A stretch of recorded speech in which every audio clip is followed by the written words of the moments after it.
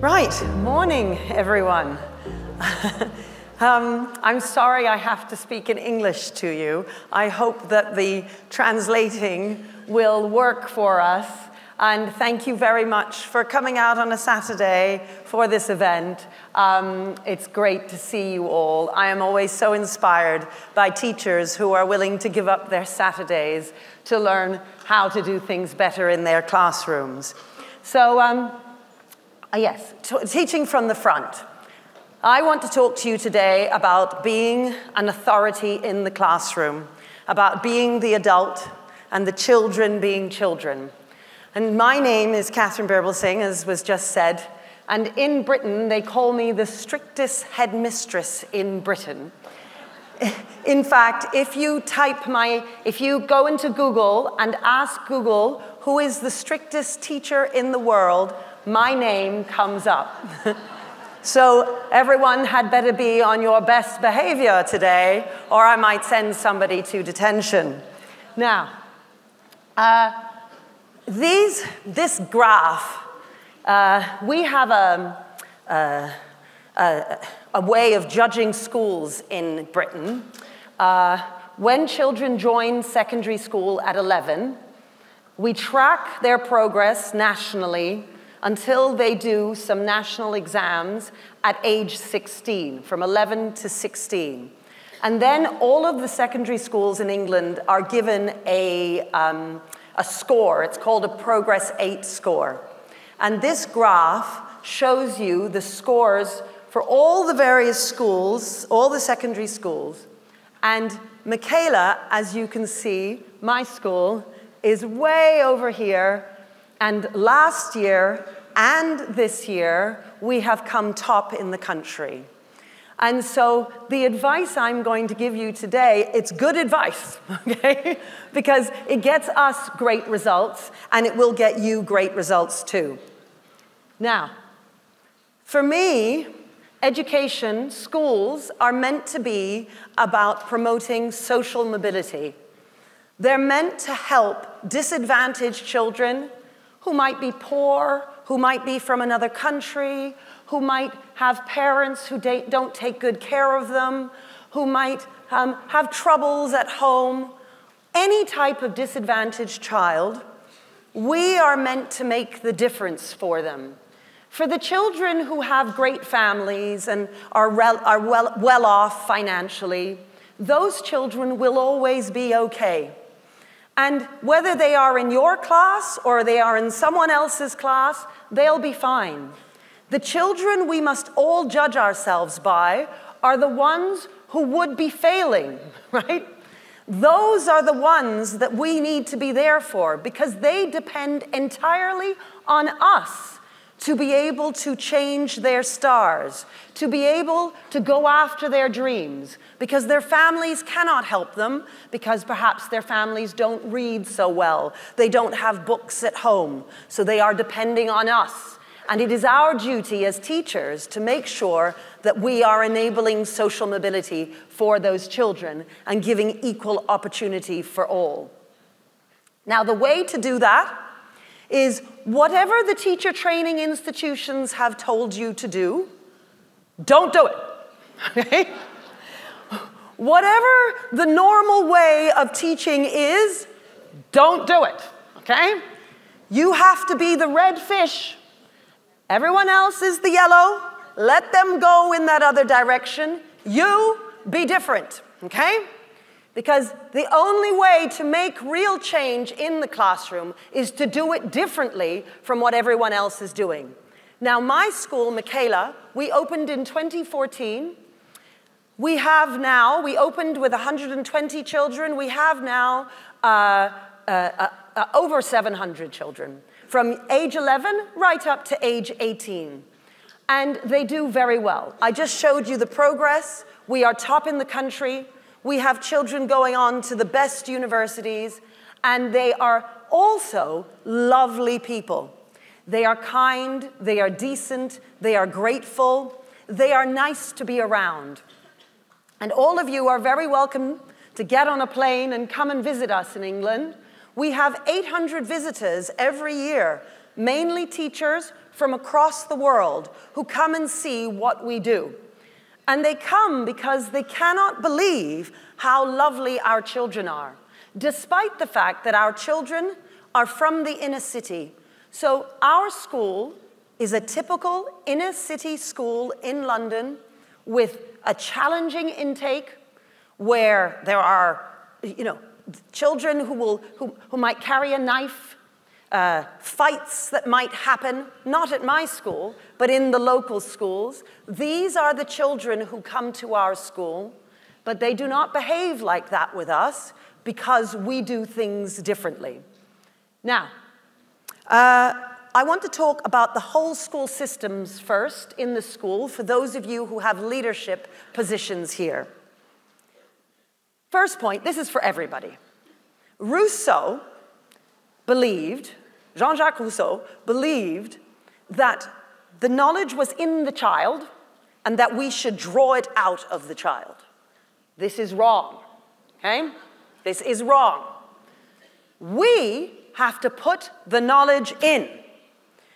Children don't know anything unless we tell them stuff.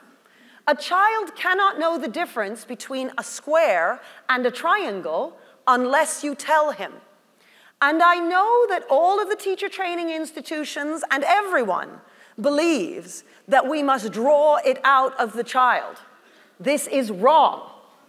And you might think, but I have done that. I have seen it happen.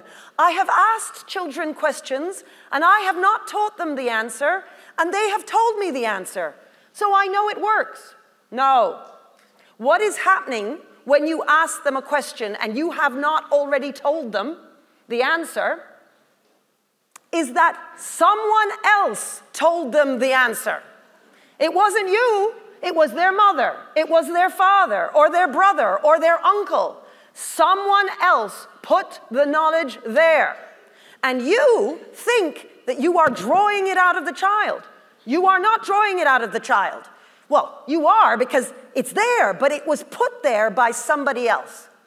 Your job as teachers is to teach. People often think that teaching is cheating. It is not cheating. It is teaching. Telling children what they need to know is our jobs. Now, consistency. For those leaders here, you want as much consistency across your schools as possible. You need to have the same routines, the same language. If you have merits and demerits in one classroom, you have to have that in all the classrooms.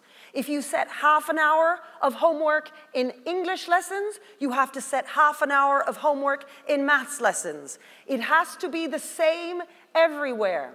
It cannot be that some teachers are very strict and some teachers not so strict. It is for the leaders in the school to bring consistency across the school. One way of doing that is to have centralized detentions and centralized behavior systems. You might have points. You might have merits and demerits. Whatever system you have, make it the same in every classroom. You might have it so 1x means 5-minute detention. 2 X's, 10-minute detention. 3 X's, 15 minutes. It's up to you. You do what you want. Whatever you do, have it happen across the school. Centralized homework. Centralized homework. Again, you have to have, as leaders in your school, a system of homework which centralize it all so that homework is always done. You have to find a way of centralizing it so you catch the kids when they do not do their homework. Constant sharing of good practice with teachers. Now, we at Michaela go into each other's lessons all of the time. And we sit at the back of the classroom on our phones and we write up some feedback right then and there in the classroom, okay? Very quick. A 15-minute visit, and you write up 7-8 lines of feedback to the teacher, and you copy in the head of department, and you send the email right away. It is not an official observation that you have to come in and you book in advance and the teacher gets very stressed about the observation and is planning for weeks and days beforehand. That does not happen at Michaela. At Michaela, we pop in, we sit down, 15 minutes, boom, boom, boom, boom, boom, boom, send the email. That way, good practice is being shared across the school all of the time. It can be your line manager who watches you. It can also just be colleagues. You want all doors open in your school where teachers can learn from each other. You need to create a culture where that is happening and people are not worried about others coming into their classrooms. There should be no grading going on. You're not grading the teacher. You are simply sharing good practice and sharing with each other how to get better. Now, hopefully, I hope I'm saying the right things that are coming up. It's in Spanish, so I have no idea, but let's hope. Senior team, meeting daily. I don't think so. There we go. That looks like what I just said. The senior team, your senior team, my senior team meets every day.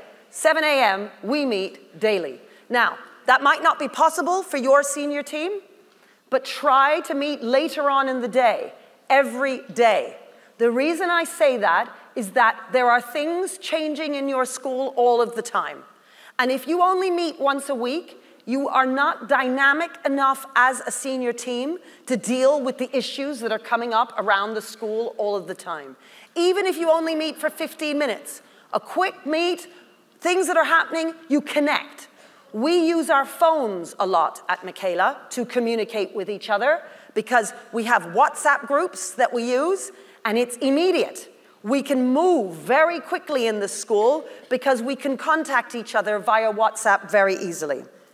Now, banning bureaucracy. If you're on a senior team, but actually I would say department heads, all of you, if it does not have to be written down, don't write it down, okay? Everyone spends all of their time writing policies in education. This is a total waste of time. Don't do it. Do your jobs, right? Teach the children. I'm not saying don't plan your lessons, of course. You have to choose, right? Thank you. You have to know the difference between the stuff that needs writing down and the stuff that should not be written down, okay? You have to be able to distinguish because otherwise everyone is writing and writing reams of stuff. No one is ever reading it. It's a complete waste of time. Now, next point for leadership. Digital detox.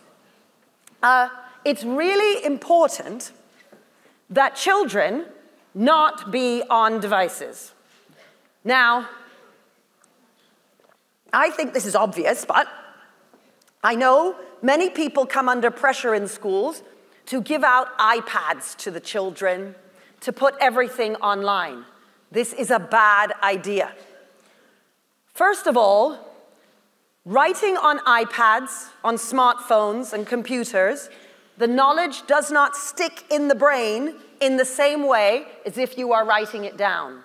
Secondly, if you allow them access to the internet all of the time, they are children.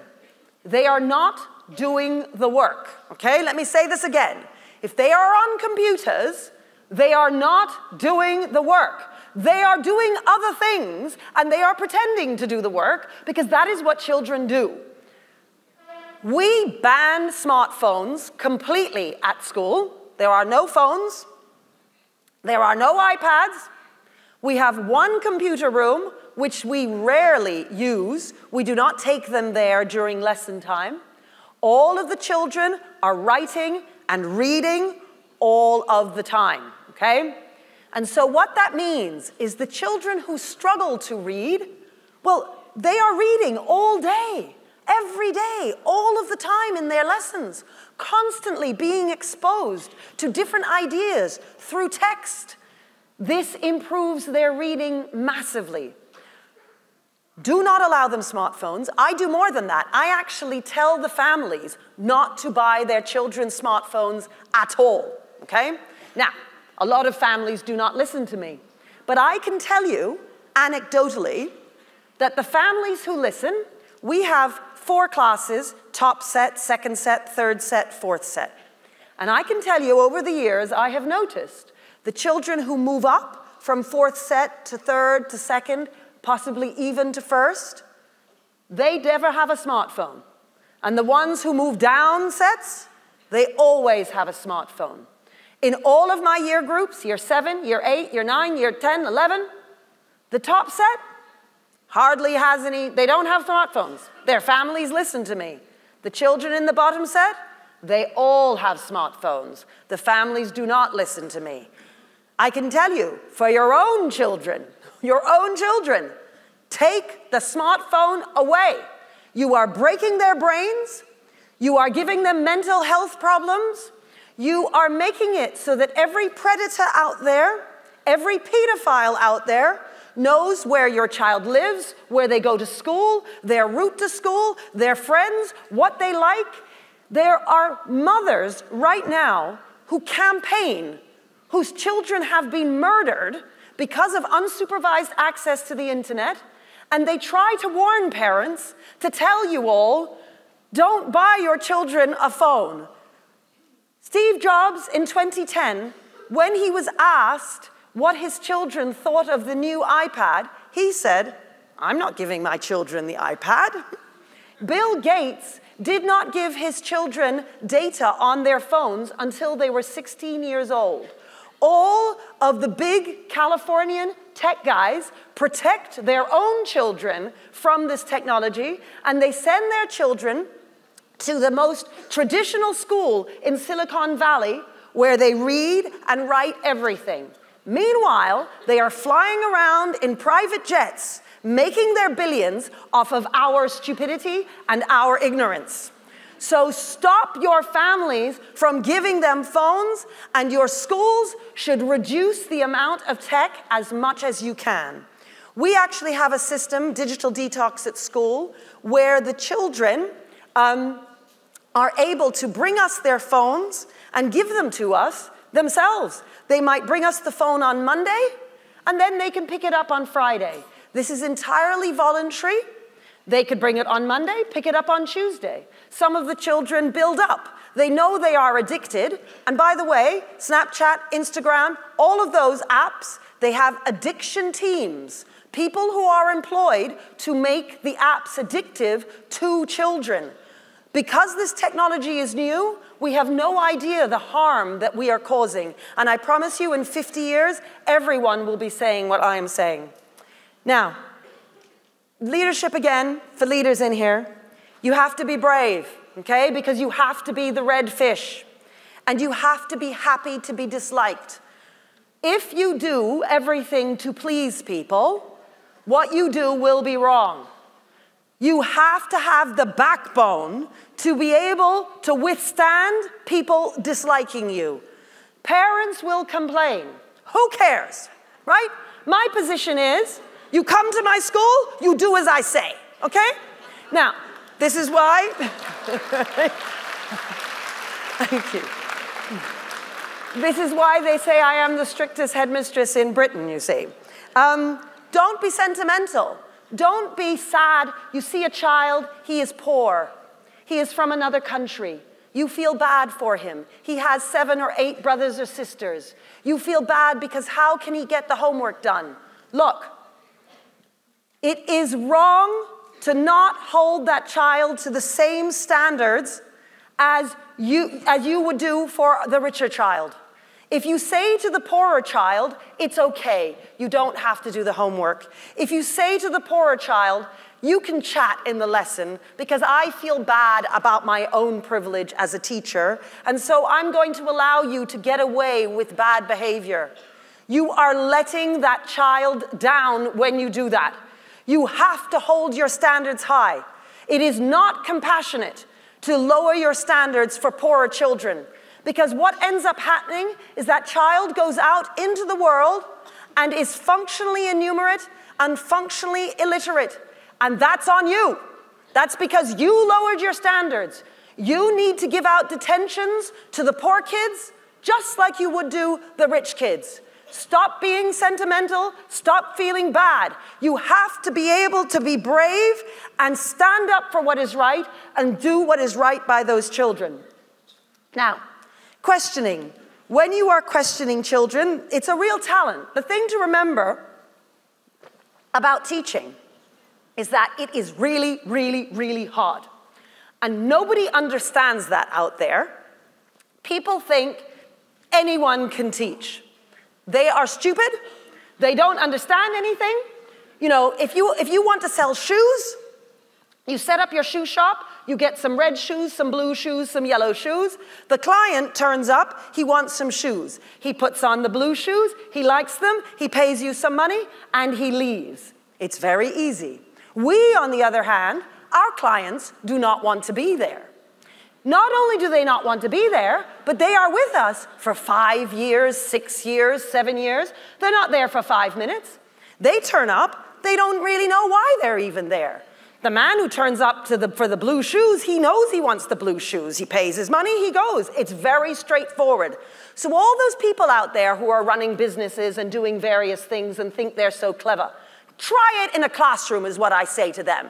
They would be eaten alive. They have no idea how hard teaching is.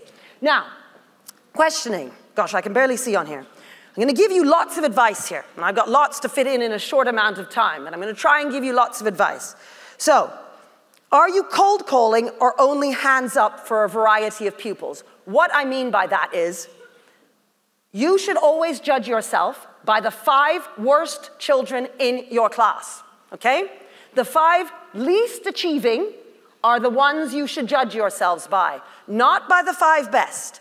If when you say hands up, there are always the same 5 children who put up their hands, and you always ask them, you are only teaching the 5 best children in the class. You need to judge yourself on the 5 worst, and you need to ask them questions. Check for understanding with those children. If they don't understand what's going on, you haven't taught them properly, and you need to reteach it. Are you targeting the underachieving pupils? It's the same idea. You know who is underachieving. Hold them to account. Question them, keep your eyes on them, make sure they are behaving, and judge yourself by how well they do. Are you differentiating your questions? Now, obviously your top kids, you could ask more complex questions to. Your underachieving pupils, you will ask slightly easier questions to, so that they can build their self-esteem and they are able to participate in the lesson. You cannot just allow them to check out and to not participate in the lesson. Are you slightly altering the way you ask the question every time? Remember that while you need to tell children knowledge, you need to give them knowledge, you are not trying to get them to be parrots. You do not want them to just repeat what you've said. So it's not rote learning, okay? You are not doing rote learning. Every time you ask a question, you can ask it in a slightly different way, okay? To keep them listening and on their toes. When they answer you, always listen. Are they putting it into their own words? Have they understood the concept?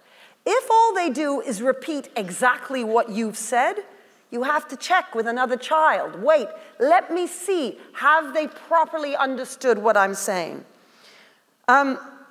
Do questions target the next step in learning?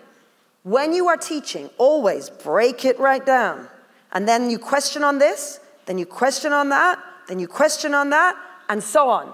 Okay? You don't question right on the top, the hard stuff. Build it up through the lesson. Are you asking to reveal misunderstanding or understanding, or are they just parroting? I've just explained that point, which is parrots you don't want. You want them to understand what you've said. Do you address standard misconceptions? Obviously, the longer you have been teaching, the better you will be at doing this. The misconceptions you will already know, and you can preempt that by saying, I'm not saying this, I'm not saying that, I'm saying this, okay? Does questioning pick up the pace? If you feel that there's a bit of a lull in the lesson, you can always just throw out questions, just quickly to the kids, to get them to sit up and listen to you and pick the pace up in the lesson. Okay, explanations. I've just said, is the explanation broken down? Explanations are the key to everything in teaching, and it makes the difference between a good teacher and a bad teacher. If your explanations are not clear, the children will not understand what's going on, and your worst children will misbehave because they don't understand. And when children don't understand, they feel humiliated. They are embarrassed. And so they misbehave in order to gain back some of their pride in that moment. If you get your explanations clear and accurate, you are far less likely to get poor behavior.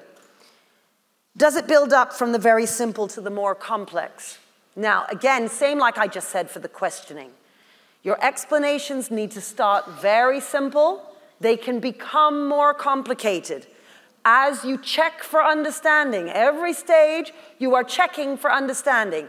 How do you check for understanding? There are very simple ways of doing this. Firstly, are they listening? Just ask someone, what did I just say? What did I just say? You just ask them, what did I just say? Then you can ask questions to see have they understood the content of what you're saying. Constantly ask them questions because you need feedback from the class to see are they with you or not. Are you waffling? So that's one thing. You can go off on a tangent. Try not to go off on tangents. Try to remain on the thing that you want them to learn. Are new concepts... Oh, sorry, I haven't put this... Oh, sorry, I didn't do that. Right, sorry, there we go. Are new concepts clearly linked to previous learning? When you are introducing a new concept, are you linking it back to what you know they know? Now, you know they know it because you told them, okay? Remember, the boy who comes from the immigrant family who has no books at home, he won't have had the opportunity to have had that knowledge put in his head by his parents. He's waiting for you to put that knowledge in. So, you can put the knowledge in week 1, and in week 2, you can ask them questions about it. That's fine, because you know that you gave them the knowledge last week. So you're checking to see if they've remembered it. That's very different from drawing out knowledge that they have never been given. Please do check for knowledge that you've previously taught. You can also give them one piece of knowledge and another piece of knowledge and ask them to do something with it. That's fine, but you must give them the tools to be able to learn. Are you scaffolding enough, but not too much? Are you flexible in your scaffolding? Remember, you need to support their learning. If they don't understand what you're saying, give them more knowledge. Give them more support in the class. Don't think that that's somehow letting them down. It's not. That is what teaching is. Is the one point you want them to learn being returned to constantly?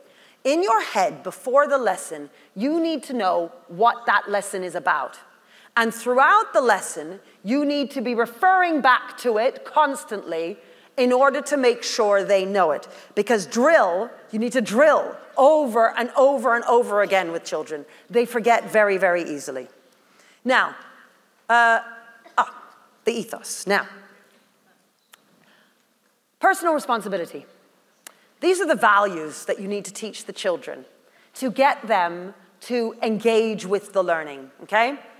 They need to be responsible for themselves. I don't care what their family background is. I don't care if the bus broke down. I don't care if their dog ate their homework. They are responsible for not doing the homework. They are responsible for being on time. They are responsible for being polite and kind and well-behaved. We don't let the team down. There needs to be a sense of team in the class. If someone misbehaves, they aren't just letting themselves down, they are letting the whole team down. And you should narrate this to the children. Come on, you're letting us down. Why are you talking? You're interrupting everybody else's learning here. Talk in that fashion where they understand they have a duty not just to themselves, but to the whole team. Be stoical even when it's difficult. So, we have a saying at Michaela, even when it's difficult, especially when it's difficult, you do the right thing, okay? So, and that's something we say all the time. The point is, it's hard to do the right thing when it's difficult. When it's easy, then it's easy to do the right thing, right? So, if you're telling them off and they get annoyed with you, that's when they need to be quiet. That's when they need to just listen to you, because it's difficult and they want to speak, but they need to be quiet. And this, again, is for the leadership people in the school to make that difference and to have a culture where children are not going to misbehave. Top of the pyramid. Now, we talk about the children aiming for the very top, not just about results, but about who they are as people, okay? Who they are. There is such a thing as good people and bad people. And we should explain this to the children. And you want your children to be morally righteous people and to be top of the pyramid. You also need to narrate how hard you work for them. Children will take you for granted unless you explain. I spent 3 hours marking your work. I spent an hour preparing for this lesson. I was all Saturday at Research Ed, spending my time learning how to make things more interesting for you. Tell them these things, because otherwise they take you for granted. Children need to learn gratitude, and when you are grateful, you are a happier person. So you're not just doing this for you, you're doing this for the children so that they can be happier and they can appreciate you and they can be grateful for your hard work. Habits. You are trying to instill habits into the children, okay? The good habits of working hard every day. That's why you need centralized homework systems, to make sure that every night the children are in the habit of doing that homework. That's why you need consistency across all of the staff, so that the children know, whichever classroom I go into, I have to behave myself. You want a culture in your classroom where mistakes are okay. And that way children don't mind putting their hand up and asking a question. At Michaela, I insist that 75% of the hands should be up. Sometimes teachers at my school will insist that we have 100% of hands up. It should not be the case that in your classrooms you have 5 hands up. Insist on all hands being up. And the last point there about work hard, be kind. That is our motto. You want for all of your children to be able to do these 2 things, which is to be someone who is habitual in working hard all of the time and who is also a kind person. So our results, you see our results, you think, brilliant, but that is only 1/2 of what we do in getting them to work hard. I am also very proud of our children because they are kind and decent individuals. And it is important that you want the same thing for your children, because when children are made into good people, the results come, but it is also the case that they are nice to each other and they're nice to be around, which makes all of our lives nicer. Now, building relationships. These are very important. People think, oh, I'm the strictest headmistress. I must walk down the corridors with whips and chains and beating the children daily. This is not the case, clearly. In fact, I would say that being strict is, strictness should be immersed in love, okay? Strict is not mean. Mean is mean. Strict means love. And it means you love them enough in order to keep your standards really high for them. That's what it means. And we should all be doing that. Now, you shouldn't feel bad about it, right? Your voice. You can speak like I do to the children, and then you change your voice. Hello, darling, how are you today? Such a great answer, brilliant. That's how, I'm so unhappy. How dare you, right? You have to be able to change. You have to be an actor, okay? And when you say, how dare you? I can't believe this. You've just so disappointed me. When you say that, you're pretending, right? It's all a bit of an act. I mean, I'm not actually disappointed with this young woman here in front of me. I'm just saying that. This is what we do. You don't really actually want to get angry with children for real. You just put on an act. You know, I even say to my teachers that they should go outside the classrooms and just get very angry at the air and say, I'm shocked. Because you know what happens? Is that all the children inside the classroom, the backs straighten. They hear it and they go, but there's no one outside. You're not actually getting angry with anyone. But they hear it and the back straightens. And that back straightening, you want the back to straighten every now and again because you want the children to know that you are in charge. You are the authority. Now, that doesn't mean that they're terrified of you, but just every now and again, you want them, they see you walking down the corridor, and they go, oh, it's Miss. Got to walk straight, got to look right. Is my shirt tucked in? Do I look okay? That is how you want them to feel. Now, entrances and exits. When they're coming in, you meet them at the door. Morning, morning, morning. Expecting great things from you today. Morning, morning. Oh, going to have a better lesson today than yesterday.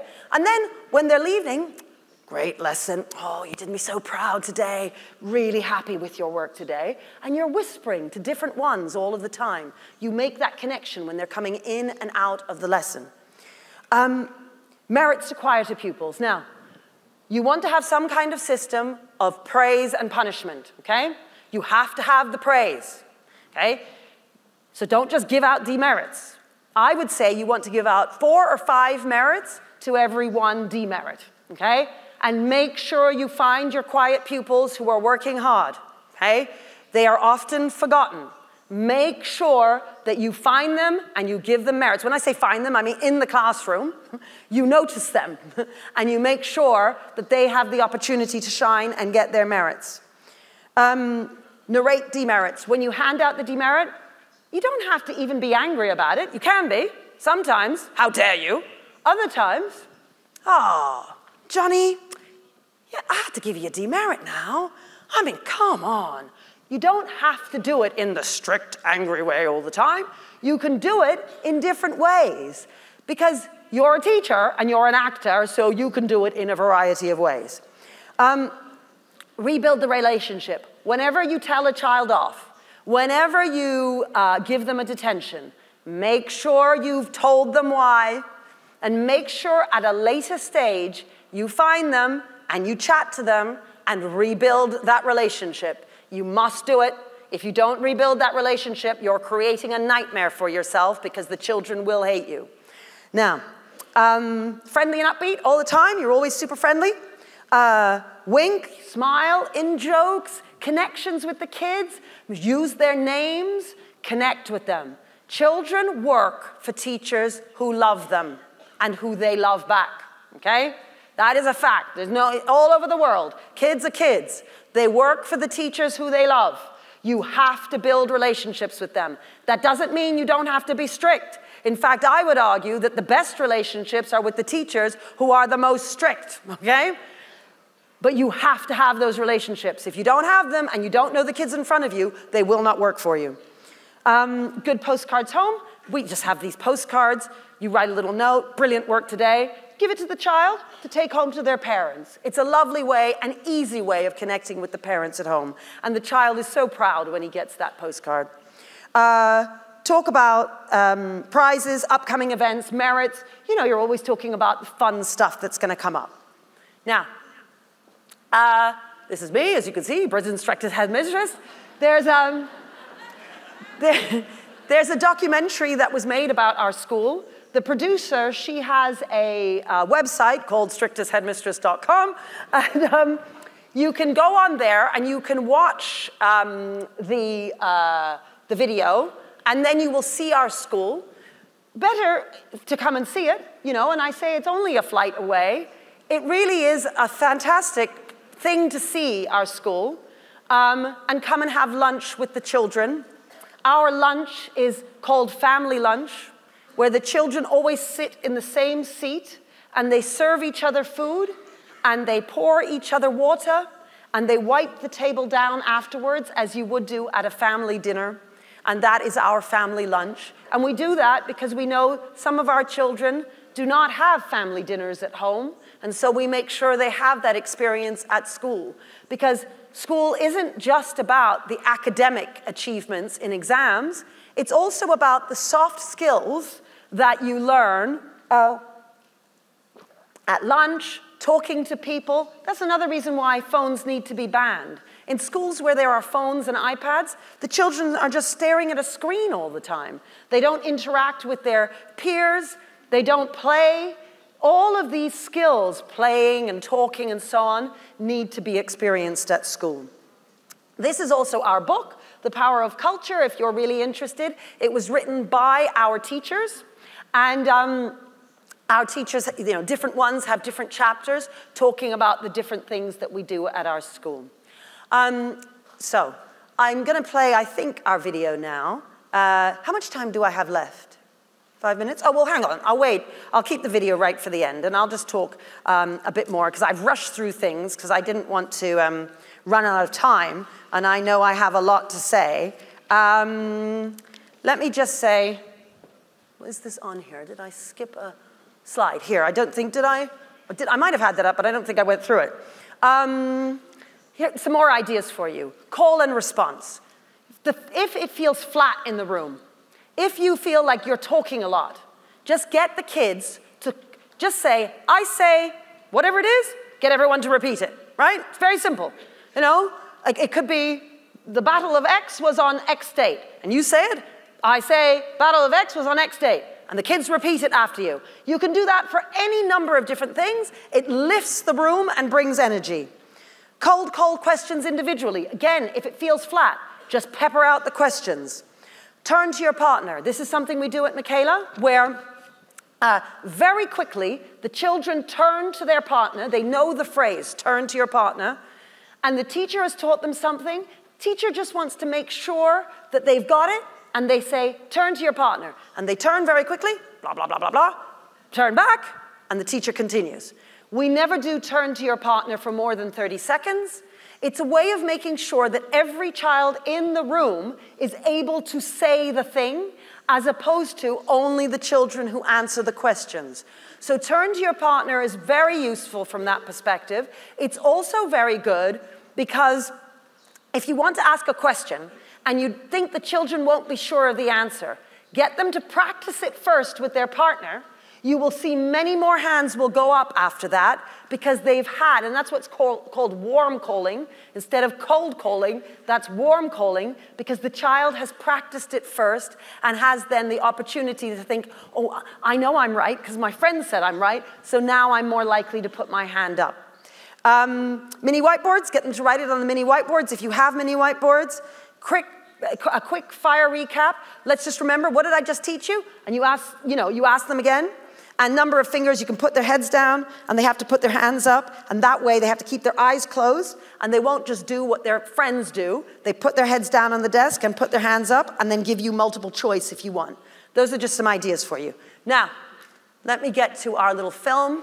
Oh, you're going to put it on? This is just to give you a sense of our school, because obviously I'm talking in a vacuum here about our school in the inner city, so far away in London.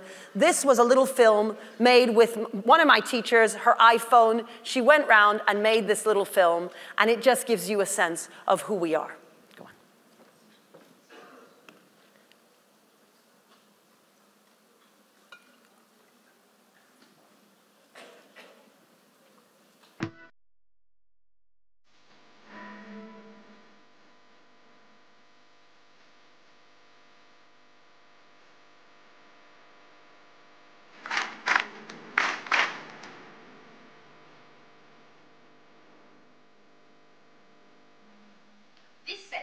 Very important. Taste everything that makes us feel alive. For me to come home.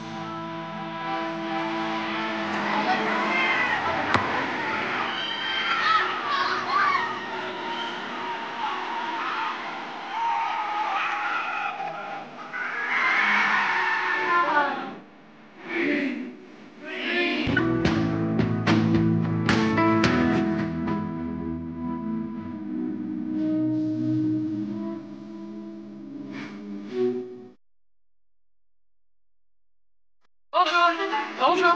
Bonjour.